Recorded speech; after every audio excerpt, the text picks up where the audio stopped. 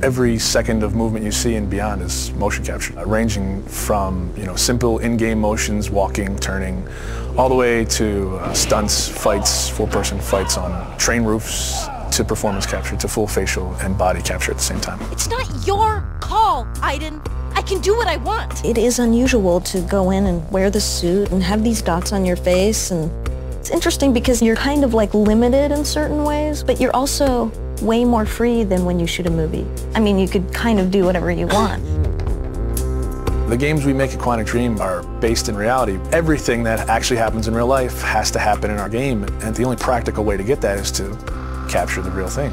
We have to rebuild the world out of cardboard and tape and foam. We have to make sure it matches what's in the game, and we have to make sure that we can actually capture with it, because there are limitations to motion capture. So we have these very strange props that look really miserable, but they respect exactly the dimensions of the real set in 3D and the game, so all the contacts are fine.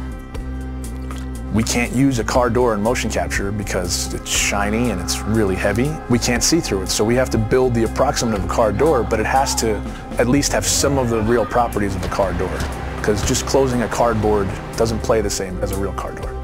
You're in a car, and it's this ridiculous-looking thing made out of 2x4s with a, steering wheel. I'm a guy that likes to, when I'm going through a casual environment, I like to have my hands in my pocket. Well, your performance capture shoe doesn't have pockets. So we created these Velcro straps that became my pockets that I would have something to put my hands in. It's like pure imagination. Not just the fact that you're, shooting a scene in a submarine.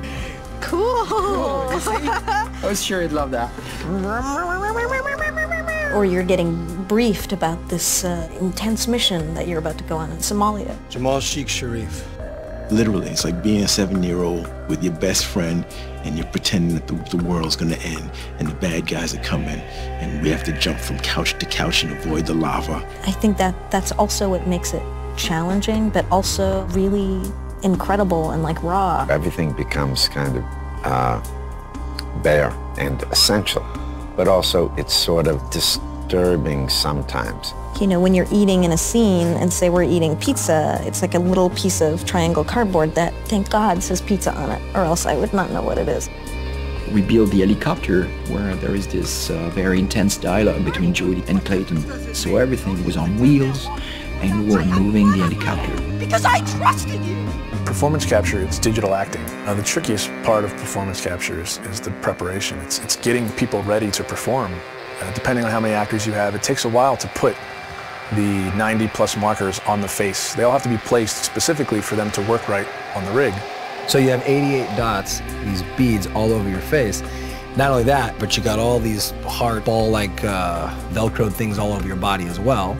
It's gonna pose a little bit of a challenge. I mean, All these little balls. oh, fuck! I got like 10 bruises in my arm. Everything's very refined because they want to have a vocabulary to play with. So you try to be the material. You try to give them as much as you can. In our game, we have dozens of hours of animation.